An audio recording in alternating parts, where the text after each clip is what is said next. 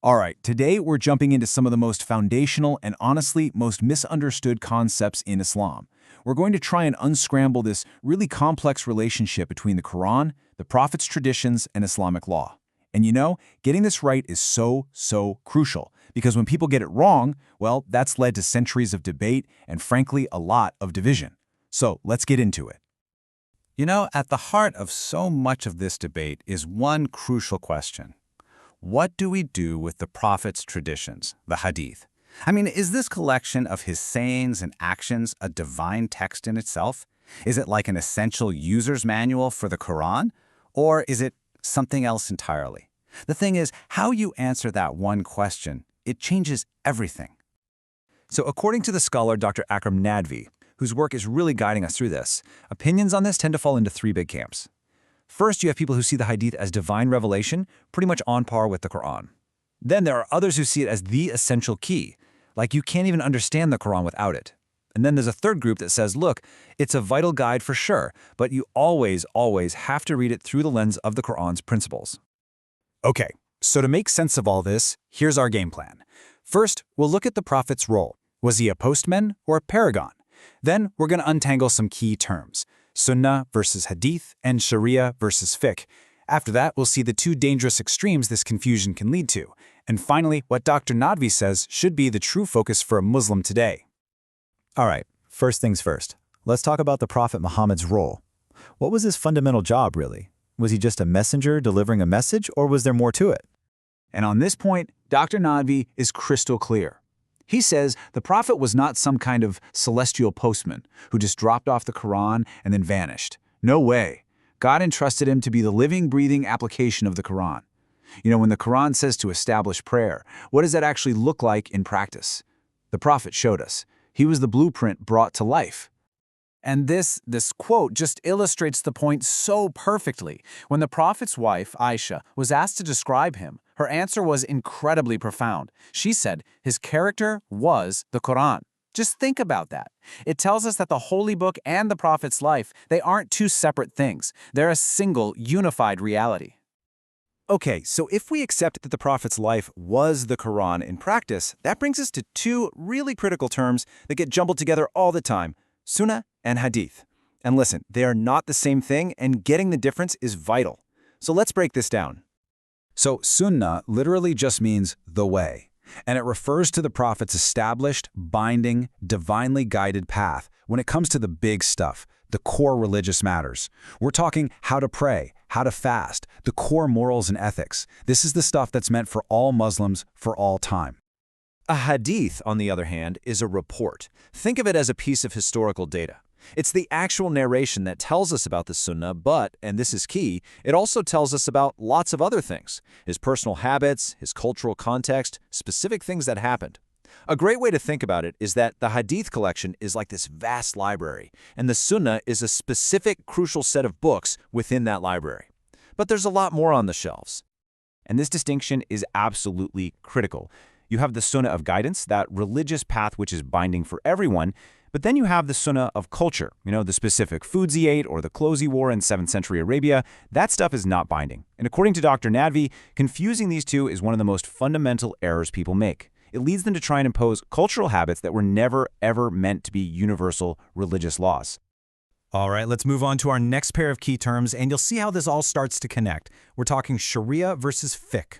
And again, just like with Sunnah and Hadith, these words are often used like they mean the same thing, but the difference between them is massive. So when most people hear the word Sharia, their minds immediately jump to laws and punishments, right? But Dr. Nadvi explains that this is a huge misunderstanding. Sharia is actually the entire divine path from God. It's this incredibly vast concept that includes your faith, your ethics, universal moral truths. The legal stuff, that's actually just one small piece of it. In fact, we can break Sharia down into three main pillars. First, you have what are called natural laws. These are the universal morals that everyone gets, like respecting your parents, being honest. Second, there are rulings, which basically help you prioritize your actions, like an obligatory prayer is more important than an optional one. And third, you have the boundaries, or hudud. These are a very small set of legal protections for society against major crimes, and they're just one component of this much bigger ethical system.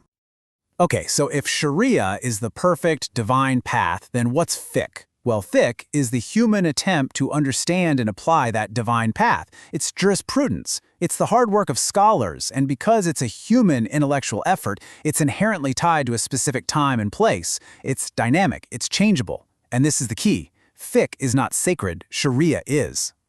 Here's a fantastic real-world example of this. The great scholar Imam Muhammad was in the city of Baghdad, which was clean and well-developed, and he ruled that the water in the street was impure. Makes sense. But later, he was in the small muddy town of Raqqa, and there, he ruled that the street water was pure. So why the change?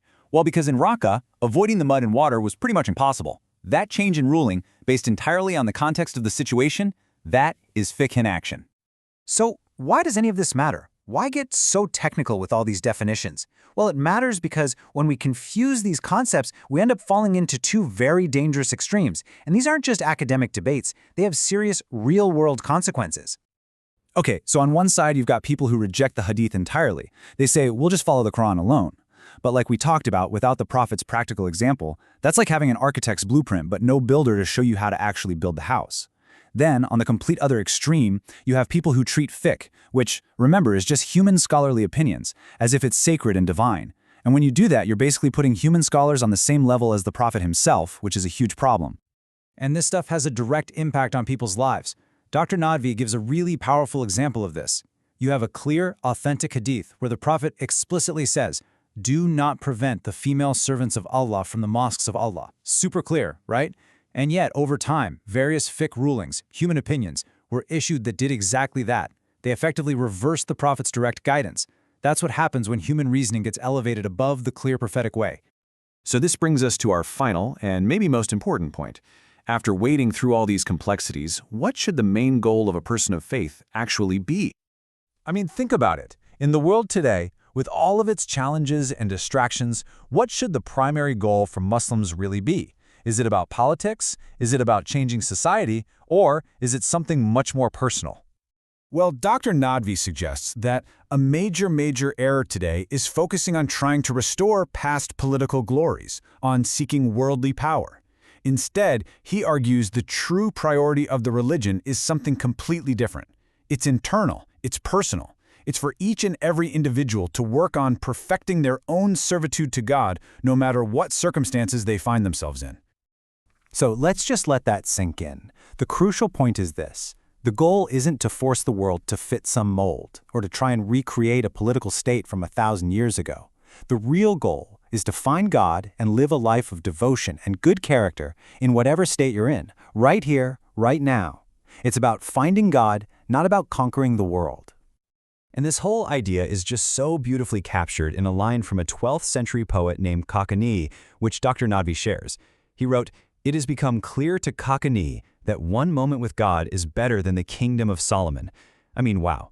After a whole life of experience, he realized that a single, genuine moment of connection with the divine is worth more than all the power and wealth in the world. What a profound reminder of where true value really lies.